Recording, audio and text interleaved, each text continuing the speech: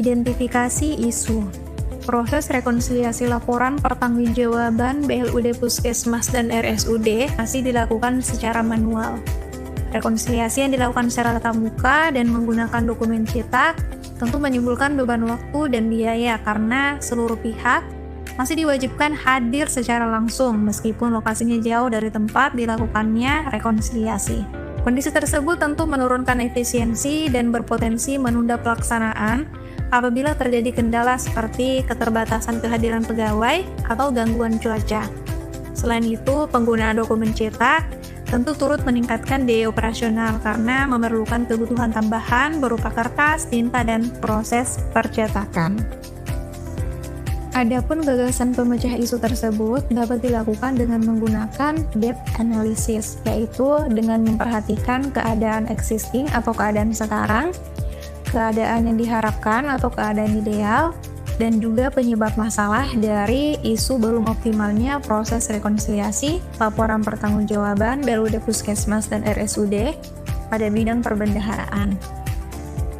Kegiatan aktualisasi. Kegiatan pertama yaitu persiapan dan perencanaan aktualisasi yang terdiri dari 3 tahapan. Tahapan pertama meminta persetujuan atasan, yaitu kepada Kepala Bidang Perbendaharaan dan Kepala DPKPAD. Yang kedua, penetapan jadwal dan tim kerja untuk mendukung pelaksanaan kegiatan aktualisasi yang diarahkan dan difasilitasi oleh Kepala Bidang Perbendaharaan sekaligus mentor. Tahapan ketiga yaitu pembuatan SK tim kerja sebagai dasar legalitas dan pedoman pelaksanaan kegiatan aktualisasi, kemudian ditandatangani oleh Kepala Badan Pengelolaan Keuangan, Pendapatan, dan Aset Daerah. Kegiatan kedua yaitu pembuatan standar operasional prosedur atau SOP, proses rekonsiliasi laporan pertanggungjawaban BLUD Puskesmas dan RSUD pada bidang perbendaharaan yang terdiri dari 3 tahapan, di mana tahapan pertama yaitu mencari referensi pembuatan SOP dengan menelaah SOP manual yang telah tersedia di instansi, serta literatur dan dokumen yang diperoleh melalui mesin pencarian Google. Yang kedua yaitu membuat SOP bersama dengan tim kerja dengan mengacu kepada referensi yang telah diperoleh sebelumnya. Dan yang ketiga yaitu konsultasi dengan mentor terkait SOP yang telah dibuat bersama dengan tim kerja.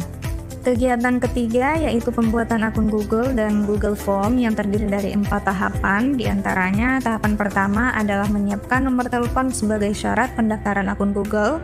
Yang kedua yaitu membuat akun Google sebagai langkah awal untuk menyediakan akses layanan Google Form. Tahapan yang ketiga yaitu membuat dan mengatur Google Form bersama dengan tim kerja. Form disusun berdasarkan kebutuhan data rekonsiliasi sehingga data yang diterima lengkap, seragam, dan mudah diverifikasi. Kemudian tahapan yang keempat yaitu melakukan uji coba pengisian Google Form rekonsiliasi untuk mengevaluasi kelayakan form serta memastikan bahwa setiap pertanyaan dapat dipahami dengan baik. Kegiatan keempat yaitu pembuatan panduan pengisian Google Form yang terdiri dari 3 tahapan. Di antaranya, tahapan pertama mencari referensi pembuatan video panduan pengisian Google Form dari YouTube dan Google. Tahapan kedua membuat panduan pengisian Google Form bersama dengan tim kerja.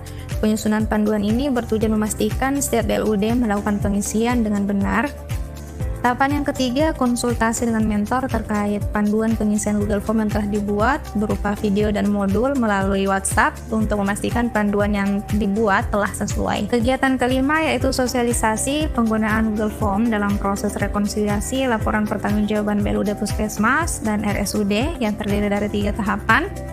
Di mana tahapan pertama yaitu melakukan diskusi dengan tim kerja terkait pelaksanaan sosialisasi. Tahapan kedua membuat poster sosialisasi digital sebagai media penyampaian informasi kepada BLUD Puskesmas dan RSUD.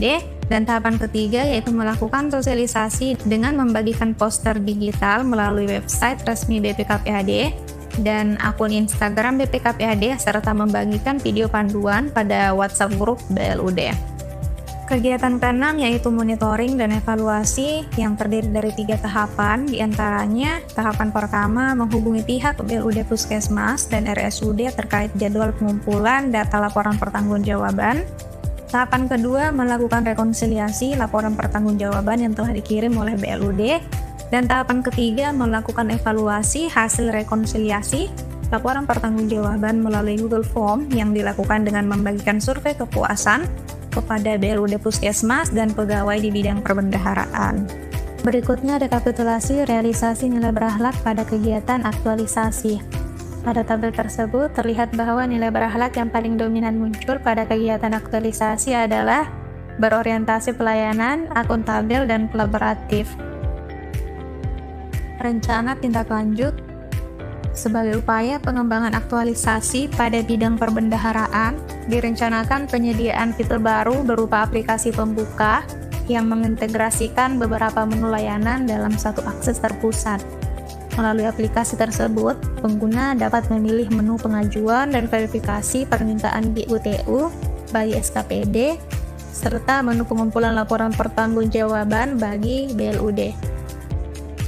Adapun kesimpulan dari pelaksanaan aktualisasi memberikan dampak positif terhadap efektivitas dan efisiensi proses kerja di bidang perbendaharaan.